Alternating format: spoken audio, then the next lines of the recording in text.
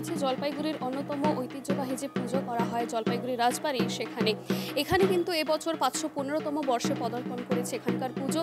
আপনারা দেখতেই পাচ্ছেন যে পুজোর প্রস্তুতি কিন্তু চলছে জোর কদমে। এই বিষয়ে আমরা শুনে নেব এখানকার প্রধান পুরোহিত শিবু ঘোষালের কাছ থেকে। এবছর 515তম পুজো হচ্ছে, কেমন প্রস্তুতি চলছে এখানে? আমাদের এখানে মাটির কাজ প্রায় শেষের দিকেই। আমাদের কাঠাম পুজো হয়ে থাকে শ্রীকৃষ্ণের জন্মাষ্টমীর পরের দিনই, তারপর থেকেই আমাদের কাজ প্রায় শেষের দিকে মাটির কাজ। এর মধ্যে 2-1 দিনের মধ্যে রং হবে এবং এখানে মহালয়ার দিন মায়ের চোখ হবে। প্রতিমার কোনো বৈশিষ্ট্য রয়েছে? এখানে কালিকা পুরাণ মতে পুজো হয়। দেবী এখানে তপ্ত কাঞ্চনবর্ণ, এখানে সিংহ এবং বাঘ থাকে এবং কার্তিক, গণেশ, লক্ষ্মী, সরস্বতীর সাথে জয়া, বিজয়া, ব্রহ্মা, বিষ্ণু, মহেশ্বর, মহামায়া, চণ্ডী এবং গর্ভেশ্বরী পুজো হয়। সবার আলাদা মূর্তি থাকে। এছাড়াও যে রীতিনীতি বৈশিষ্ট্য, যেহেতু এটা একটা ঐতিহ্যবাহী পুজো, বহু দূর দূরান্তের মানুষ আসে, সেক্ষেত্রে আমাদের এখানে যেমন মাকে সব বেনারসি দিয়ে শাড়ি পরানো হয় এবং সব এগুলো কলকাতা এবং আসাম থেকেই আসে এবং আমাদের যে চান্দোয়াটা যে উপরে লাগানো হয় সেটাও বাংলাদেশ থেকে আসে এবং আমাদের মায়ের অস্ত্রশেষ সব রূপোর এবং মাকে সোনার অলংকার দিয়ে মাকে ভরিয়ে দেওয়া হয়। এবং আমাদের এই পুজো যেমন বারোয়ারি বাইরের পুজোর থেকে এই পুজো আলাদা।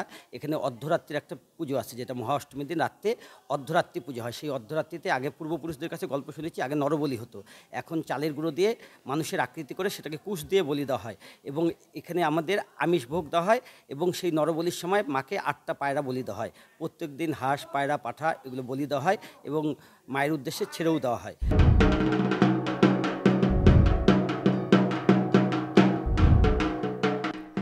এবছর 515তম বর্ষে পদার্পণ করেছে জলপাইগুড়ি রাজবাড়ির এই ঐতিহ্যবাহী ঐতিহাসিক পুজো। প্রত্যেক বছর জলপাইগুড়িবাসী মুখিয়ে থাকে রাজবাড়ির পুজোর সাক্ষী হতে। পুজোর প্রস্তুতি এখন চলছে জোর কদমে। দেবী মূর্তি বানানোর কাজ সম্পন্ন হয়েছে। রং এবং চক্ষুদান সবকিছুই হবে সময় মতো।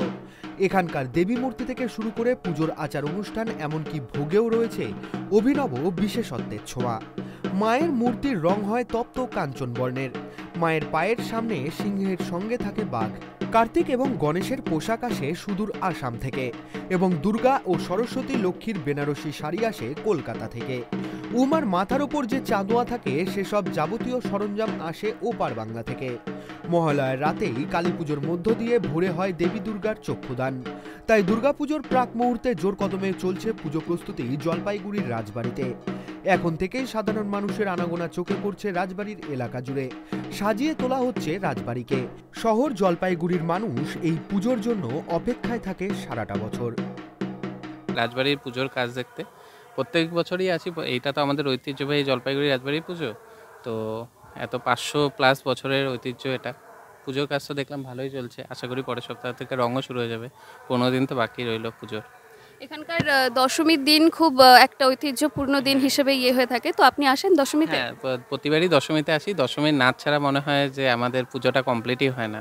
মানে ওই দশমীর দিন থেকে আবার পরের বছরের অপেক্ষা শুরু হয় ওই নাচের মাধ্যমেই। এই ঠাকুর এই মণ্ডপ পেরোয় আর মনে হয় মন খারাপ একবারে জলের সাথে সাথে আমাদের মনেও মন খারাপ এসে যায়। এই রাজবাড়ির পুজোয় দশমীর দিন পালনও শহরবাসীর কাছে যেন নস্টালজিয়া। কোনো মিউজিক সিস্টেমের গানে নয়, মাকে বিদায় জানানো হয় ঢাকের তালে। চোখের কোণে জল আর সেই 1 বছরের দিন গণনা। সব মিলে রাজবাড়ির দুর্গাপুজো জলপাইগুড়িবাসীর কাছে একটি আবেগ। এখানকার পুজো অন্যতম ঐতিহ্যবাহী পুজো, আর এখানকার জোর প্রস্তুতি কিন্তু শুরু হয়ে গিয়েছে। আর 5টা পুজোর থেকে কিন্তু একেবারেই আলাদা এই জলপাইগুড়ির রাজবাড়ির পুজো। অনেক বিভিন্ন বৈশিষ্ট্য, রীতিনীতির মধ্য দিয়ে কিন্তু মা পূজিতা হন। জলপাইগুড়ি থেকে শুভশ্রী সরকার রিপোর্ট, ট্রাইব টিভি বাংলা।